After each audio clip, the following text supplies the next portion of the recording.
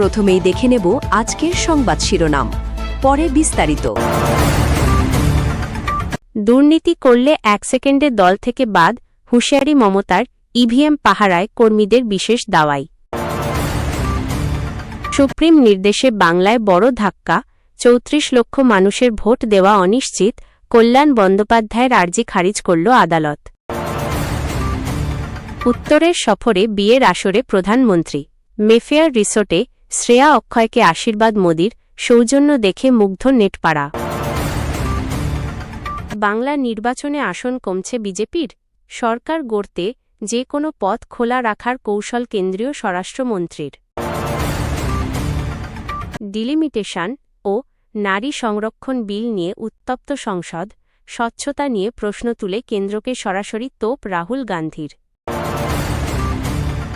বাংলা নববর্ষের আগে স্কুলগুলোতে ছুটির ধুম, তাপপ্রবাহের জেরে এগিয়ে আসতে পারে গ্রীষ্মকালীন অবকাশ। বিহারের কুর্সিতে এবার কে? নীতীশের বিদায়বেলায় আজ পটনায় পরিষদীয় দলের বৈঠকে নাম চূড়ান্ত করবে বিজেপি। কয়লা পাচার মামলায় এবার আইপ্যাকের বিগ বস ভিনেশ চান্ডেলকে গ্রেপ্তার করল ইডি। অদিতি মুন্সির প্রচারে নাইজেরিয়ানদের উপস্থিতি ঘিরে উত্তপ্ত রাজারহাট গোপালপুর।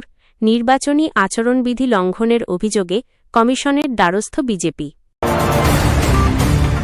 মোথাবাড়ি কাণ্ডে এনআইএর রিপোর্টে উদ্বেগ প্রধান বিচারপতির। বিচার বিভাগীয় অফিসারদের নিরাপত্তা সুনিশ্চিত করার কড়া নির্দেশ সুপ্রিম কোর্টের। এপ্রিলের তীব্র দাবদাহ উপেক্ষা করেই নির্বাচনী প্রচারে ঝড় তুলেছেন মুখ্যমন্ত্রী মমতা বন্দ্যোপাধ্যায়, যেখানে তার নিশানায় ছিল বিজেপি, নির্বাচন কমিশন এবং দলের ভিতরের একাংশের অসাধু কার্যকলাপ। দুর্গাপুরের চতুরঙ্গ ময়দানে আয়োজিত জনসভা থেকে তিনি এক অত্যন্ত কড়া সতর্কবার্তা দিয়ে স্পষ্টভাবে জানান যে শিল্পাঞ্চলে চাকরির ক্ষেত্রে টাকার বিনিময়ে বহিরাগতদের সুযোগ করে দেওয়ার যে সংস্কৃতি গড়ে উঠেছে তা তিনি কোনোভাবেই মেনে নেবেন না। তার সাফ কথা হল, তৃণমূল কংগ্রেসে থেকে কেউ যদি দুর্নীতির আশ্রয় নেয়, তবে সে যত বড়ই প্রভাবশালী হোক না কেন, তাকে দল থেকে বহিষ্কার করতে তিনি 1 সেকেন্ড সময় নেবেন না। স্বচ্ছতার ওপর বিশেষ জোর দিয়ে তিনি ভোটারদের আশ্বস্ত করেন যে তার মনোনীত প্রার্থীদের জয়ী করলে স্থানীয়দের চাকরির অধিকার সুনিশ্চিত করা হবে এবং নিয়োগ প্রক্রিয়ায় থাকা অসাধু প্রথা চিরতরে বন্ধ করে দেওয়া হবে। বক্তব্যের অন্য অংশে তিনি ইভিএম নিয়ে কর্মীদের চূড়ান্ত সতর্ক থাকার নির্দেশ দিয়ে আশঙ্কা প্রকাশ করেন যে মেশিন খারাপ হওয়ার অজুহাতে চিপ লাগিয়ে ভোটের ফল পরিবর্তন করা হতে পারে। তাই ইভিএম পরিবর্তন করা হলে তা পুনরায় সঠিকভাবে পরীক্ষা না করে ভোট গ্রহণ শুরু করতে তিনি কঠোরভাবে নিষেধ করেছেন। এমনকি বিরোধীদের পক্ষ থেকে দেওয়া কোনো খাবার বা পানীয় গ্রহণ না করার পরামর্শ দিয়ে তিনি বলেন যে তাতে ঘুমের ওষুধ বা বিষ মেশানো থাকতে পারে, যাতে পাহারাদাররা নিস্তেজ হয়ে পড়ে এবং ভোট লুঠের সুযোগ তৈরি হয়। কর্মীদের উদ্দেশ্যে তাঁর করা নির্দেশ হল, পাহারায় কোনো গাফিলতি চলবে না এবং আগামী কয়েকদিন অতন্দ্র প্রহরীর মতো বুথ ও মেশিন রক্ষা করতে হবে। দুর্নীতির বিরুদ্ধে কঠোর অবস্থান এবং স্বচ্ছ নির্বাচনের ডাক দিয়ে মমতা বন্দ্যোপাধ্যায় কার্যত দলের নেতা, কর্মী ও সাধারণ মানুষের মধ্যে একটি তীব্র সতর্কবার্তার আবহ তৈরি করে দিয়েছেন, যেখানে মানুষের রায় রক্ষা করাই তার প্রধান লক্ষ্য। তার এই বক্তব্য থেকে পরিষ্কার যে দলের ভাবমূর্তি রক্ষায় তিনি কোনো প্রকার আপোষ করতে রাজি নন এবং নির্বাচনে জয়ের জন্য দলীয় কর্মীদের শৃঙ্খলা ও সতর্কতাকে তিনি সর্বোচ্চ গুরুত্ব দিচ্ছেন। পশ্চিমবঙ্গে বিধানসভা নির্বাচনের প্রাক্কালে কয়লা পাচার মামলার তদন্তে বড়সড় পদক্ষেপ গ্রহণ করল এনফোর্সমেন্ট ডিরেক্টরেট বা ইডি। কেন্দ্রীয় এই তদন্তকারী সংস্থা দিল্লিতে অভিযান চালিয়ে ভোটকুশলী সংস্থা আইপ্যাকের অন্যতম ডিরেক্টর ভিনেশ চান্ডেলকে গ্রেপ্তার করেছে। গত 2 এপ্রিল চান্ডেলের বাসভবনে তল্লাশি চালানোর পর সোমবার তাকে হেফাজতে নেওয়া হয় এবং আজ তাকে আদালতে পেশ করার কথা রয়েছে। উল্লেখ্য যে আগামী বুধবার সুপ্রিম কোর্টে আইপ্যাক মামলার শুনানির ঠিক আগেই এই গ্রেপ্তারি রাজনৈতিক মহলে অত্যন্ত তাৎপর্যপূর্ণ বলে বিবেচিত হচ্ছে। ইডির অভিযোগ অনুযায়ী বাংলায় কয়লা পাচারের ঘটনায় প্রায় 20 কোটি টাকা হাওয়ালার মাধ্যমে লেনদেন হয়েছে এবং এই বেআইনি আর্থিক কারচুপির সূত্র ধরেই চান্ডেলকে অর্থ পাচার প্রতিরোধ আইনে গ্রেপ্তার করা হয়েছে। ইতিপূর্বে এই সংস্থার আরও 2 ডিরেক্টর প্রতীক জৈন ও ঋষিরায় সিংকে ইডি তলব করলেও আসন্ন 5 রাজ্যের নির্বাচনের কারণ দেখিয়ে তারা ভোট পরবর্তী সময়ে হাজিরা দেওয়ার জন্য দিল্লি হাইকোর্টে আবেদন জানিয়েছেন। চলতি বছরের জানুয়ারিতে আইপ্যাকের অফিসে ইডির অভিযানের সময় মুখ্যমন্ত্রী মমতা বন্দ্যোপাধ্যায়ের সেখানে উপস্থিতি নিয়ে কেন্দ্র ও রাজ্যের মধ্যে আইনি লড়াই শুরু হয়। যেখানে ইডি প্রমাণ লোপাটের চেষ্টার অভিযোগ তোলে এবং অন্যদিকে মুখ্যমন্ত্রী নির্বাচনী কৌশল সংক্রান্ত নথিপত্র চুরির পাল্টা অভিযোগ আনেন।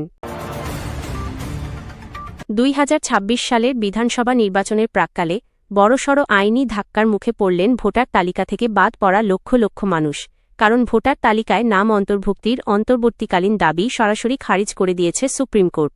11 এপ্রিল পর্যন্ত শুধুমাত্র পশ্চিমবঙ্গ থেকেই জমা পড়া প্রায় 34,35,174টি আপিল নিষ্পত্তি করা এই স্বল্প সময়ে অসম্ভব বলে মনে করছে আদালত, যেখানে প্রধান বিচারপতি স্পষ্ট জানিয়েছেন যে তড়িঘড়ি এই কাজ করতে গেলে ট্রাইব্যুনালগুলোর ওপর অতিরিক্ত চাপ পড়বে এবং তাতে ভুলের সম্ভাবনা বাড়বে।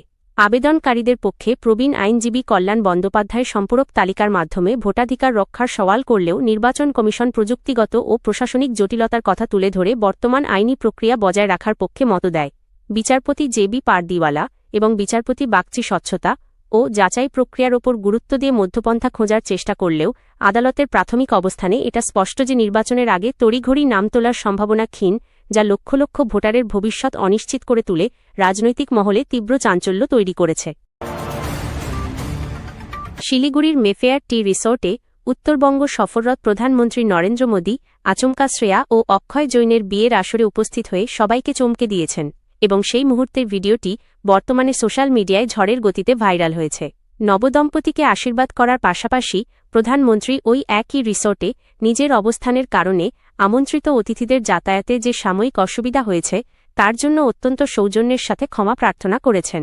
নেটিজেনদের একাংশ প্রধানমন্ত্রীর এই আচরণকে অত্যন্ত মানবিক ও নজিরবিহীন সৌজন্য হিসেবে প্রশংসা করলেও আসন্ন পশ্চিমবঙ্গ বিধানসভা নির্বাচনের প্রেক্ষাপটে বিরোধী ও সমালোচকদের একটি অংশ একে নিছকই নির্বাচনী চমক ও রাজনৈতিক কৌশল হিসেবে বর্ণনা করেছেন। মণিপুরের পরিস্থিতি বা বেকারত্বের মতো জ্বলন্ত ইস্যুগুলো বাদ দিয়ে নির্বাচনের দোরগোড়ায় সাধারণ মানুষের মন জিততে মোদির এই সারপ্রাইজ ভিজিট এখন রাজ্য রাজনীতির অন্যতম চর্চার বিষয় হয়ে দাঁড়িয়েছে। ভারতের সংসদীয় রাজনীতিতে লোকসভা আসনের সীমানা পুনর্নির্ধারণ বা ডিলিমিটেশন এবং নারী সংরক্ষণ বিল ঘিরে নতুন করে বিতর্ক শুরু হয়েছে, যেখানে কংগ্রেস নেতা রাহুল গান্ধী মোদী সরকারকে কড়া হুঁশিয়ারি দিয়ে জানিয়েছেন যে যথাযথ আলোচনা ও তথ্য বিশ্লেষণ ছাড়া তাড়াহুড়ো করে আসন সংখ্যা বাড়ালে দেশের গণতান্ত্রিক ভারসাম্য বিঘ্নিত হতে পারে। তাঁর মতে প্রতিটি রাজ্যের সমান অংশীদারিত্ব নিশ্চিত না করে এই প্রক্রিয়া সম্পন্ন হলে নির্বাচনী অসাম্য তৈরি হওয়ার ঝুঁকি থাকে, যার ফলে জনবহুল রাজ্যগুলোর রাজনৈতিক প্রভাব বাড়লেও অনেক অঞ্চল যথাযথ প্রতিনিধিত্ব হারাবে। যদিও নারী সংরক্ষণ বিলকে তিনি নীতিগতভাবে সমর্থন করেছেন, কিন্তু একে ডিলিমিটেশন প্রক্রিয়ার সঙ্গে যুক্ত করার স্বচ্ছতা নিয়ে প্রশ্ন তুলেছেন তিনি। বিরোধীদের আশঙ্কা এই যে এই জটিল পুনর্বিন্যাসের মাধ্যমে নির্দিষ্ট কিছু অঞ্চলের রাজনৈতিক ক্ষমতা খর্ব করার চেষ্টা চলছে, আর তাই সর্বদলীয় ঐক্যমত ছাড়া এই পদক্ষেপ গ্রহণ করলে গণতন্ত্রের মূল ভিত্তি দুর্বল হয়ে পড়তে পারে বলে রাহুল গান্ধী সতর্ক করেছেন। 2026 সালের পশ্চিমবঙ্গ বিধানসভা নির্বাচনে জয় নিয়ে বিজেপির অন্দরে তৈরি হয়েছে চরম অনিশ্চয়তা, কারণ দলের অভ্যন্তরীণ সমীক্ষায় দেখা যাচ্ছে যে ম্যাজিক ফিগার 148 থেকে তারা বেশ দূরে রয়েছে এবং আসন সংখ্যা 100 থেকে 120 এর মধ্যে আটকে থাকতে পারে। এই পরিস্থিতিতে সরকার গড়ার জন্য কেন্দ্রীয় স্বরাষ্ট্রমন্ত্রী অমিত শাহ তৃণমূল ও অন্যান্য দলের সম্ভাব্য জয়ী বিধায়কদের ওপর কড়া নজর রাখার জন্য তাঁর কোর টিমকে নির্দেশ দিয়েছেন, যাতে ফলের পরে প্রয়োজনীয় বিধায়ক সংগ্রহ করে ক্ষমতা দখল নিশ্চিত করা যায়। একসঙ্গে কর্মীদের মনোবল বাড়াতে শাহ নিজে বঙ্গে বেশি সময় কাটানোর এবং প্রধানমন্ত্রীর সভার সংখ্যা বাড়ানোর পরিকল্পনা করছেন। পাশাপাশি 91 লক্ষ সন্দেহভাজন ভোটারের নাম বাদ দেওয়ার প্রক্রিয়াটিও তাঁদের নির্বাচনী বৈতরণী পার হতে সাহায্য করবে বলে গেরুয়া শিবির আশা রাখছে। বিহারের রাজনীতিতে 2 দশকের নীতিশ জমানার অবসানের জল্পনার মাঝেই মঙ্গলবার পটনায় পরিষদীয় দলের বৈঠকে পরবর্তী মুখ্যমন্ত্রীর নাম ঘোষণা করতে চলেছে বিজেপি, যেখানে কেন্দ্রীয় পর্যবেক্ষক হিসেবে উপস্থিত থাকবেন শিবরাজ সিং চৌহান।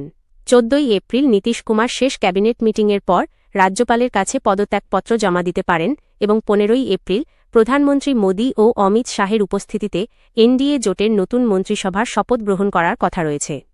বিহারে প্রথমবারের মতো বিজেপির মুখ্যমন্ত্রী হিসেবে সম্রাট চৌধুরী, নিত্যানন্দ রায় বা রেণুদেবীর নাম আলোচনায় থাকলেও চূড়ান্ত সিদ্ধান্ত হবে বৈঠকের পর, যেখানে মূলত 89টি আসন পাওয়া বিজেপির নেতৃত্বাধীন নতুন সরকারে বর্তমান মন্ত্রীদের অনেকেরই বহাল থাকার সম্ভাবনা রয়েছে। পশ্চিমবঙ্গে তীব্র দাবদাহ এবং আসন্ন বিধানসভা নির্বাচনের আবহে চলতি এপ্রিলে আম্বেদকর জয়ন্তী ও পয়লা বৈশাখ উপলক্ষে একাধিক দিন স্কুল ছুটি থাকলেও গরমের ছুটি এগিয়ে আসা নিয়ে জনমনে প্রবল জল্পনা তৈরি হয়েছে। 2026 সালের ছুটির তালিকা অনুযায়ী 14ই এপ্রিল আম্বেদকর জয়ন্তী এবং 15ই এপ্রিল বাংলা নববর্ষ উপলক্ষে রাজ্যের সমস্ত শিক্ষা প্রতিষ্ঠান বন্ধ থাকছে। পাশাপাশি 17ই এপ্রিল চন্দ্রশেখর জয়ন্তী ও বিভিন্ন রাজ্যে বিহু বা হিমাচল দিবসের আঞ্চলিক ছুটিও রয়েছে। একদিকে ক্রমবর্ধমান তাপমাত্রা এবং অন্যদিকে 29শে এপ্রিল নির্বাচন ও 4 মে ফলাফল ঘোষণার ব্যস্ততা, এই দুইয়ের মিশেলে অনেকেই অনুমান করছেন যে এপ্রিলের শেষ সোমবার থেকেই গরমের ছুটি শুরু হতে পারে, যদিও এই বিষয়ে শিক্ষা দপ্তর থেকে এখনও পর্যন্ত কোনো আনুষ্ঠানিক বিজ্ঞপ্তি জারি করা হয়নি। নির্বাচনী প্রচারে বিদেশিদের ব্যবহারের অভিযোগ তুলে তৃণমূলের বিরুদ্ধে সরব হয়েছে বিজেপি। উত্তর 24 পরগনার রাজারহাট গোপালপুর কেন্দ্রের তৃণমূল প্রার্থী অদিতি মুন্সির মিছিলে নাইজেরিয়ান নাগরিকদের দলীয় ব্যাজ ও পতাকা হাতে অংশ নিতে দেখা গিয়েছে বলে দাবি করে নির্বাচন কমিশনে অভিযোগ জমা দিয়েছেন অমিত মালব্য ও শিশির বাজরিয়া। বিজেপির পক্ষ থেকে সংবিধানের 326 নম্বর ধারা এবং 1946 সালের ফরেনার্স অ্যাক্ট উদ্ধৃত করে জানানো হয়েছে যে কোনো বিদেশি নাগরিক ভারতের নির্বাচনী প্রক্রিয়ায় অংশ নিয়ে ভিসার শর্ত লঙ্ঘন করতে পারেন না, যা একটি দুর্নীতিমূলক কাজ। যদিও তৃণমূল প্রার্থীর ঘনিষ্ঠ মহলের দাবি ওই ব্যক্তিরা স্থানীয় ফুটবল ক্লাবের খেলোয়াড় এবং ঘটনাচক্রে মিছিলে উপস্থিত ছিলেন, তবে এই ঘটনাকে কেন্দ্র করে 2019 সালের লোকসভা নির্বাচনে বাংলাদেশি অভিনেতা ফিরদৌসকে ঘিরে তৈরি হওয়া বিতর্কের স্মৃতি আবারও উস্কে উঠেছে। সুপ্রিম কোর্টে পশ্চিমবঙ্গের এসআইআর মামলার শুনানির পাশাপাশি মালদহের মোথাবাড়ির ঘটনায় তদন্তের অন্তর্বর্তী রিপোর্ট জমা দিল এনআইএ, যেখানে তদন্তের অগ্রগতি ও নতুন করে গ্রেফতারির তথ্য তুলে ধরা হয়েছে। এই মামলার প্রেক্ষিতে প্রধান বিচারপতি ডিওয়াই চন্দ্রচূড় নির্বাচন শেষ না হওয়া পর্যন্ত জুডিশিয়াল অফিসারদের নিরাপত্তা নিশ্চিত করার নির্দেশ দিয়ে জানিয়েছেন যে জাতীয় নির্বাচন কমিশন ও রাজ্য সরকার যেন সুপ্রিম কোর্টের অনুমতি ছাড়া এই নিরাপত্তা প্রত্যাহার না করে। কয়েকটি জায়গাকে উদ্বেগজনক ক্ষেত্র হিসেবে চিহ্নিত করে প্রয়োজনে নিরাপত্তা আরও বাড়ানোর কথা বলা হয়েছে এবং ধৃতদের কোনো রাজনৈতিক পরিচয় আছে কি না তা খতিয়ে দেখতে বলা হয়েছে। তদন্ত যেন কেবল গতানুগতিক বা একাডেমিক এক্সারসাইজ হিসেবে না থাকে, বরং আইজিএনআইএকে ঘটনার গভীরে গিয়ে তদন্ত করার কড়া নির্দেশ দিয়েছেন প্রধান বিচারপতি। যদিও রাজ্যের পক্ষ থেকে এই তদন্তে সবরকম সহযোগিতা করা হচ্ছে বলে আদালতে জানিয়েছেন আইনজীবী সিদ্ধার্থ লুথরা।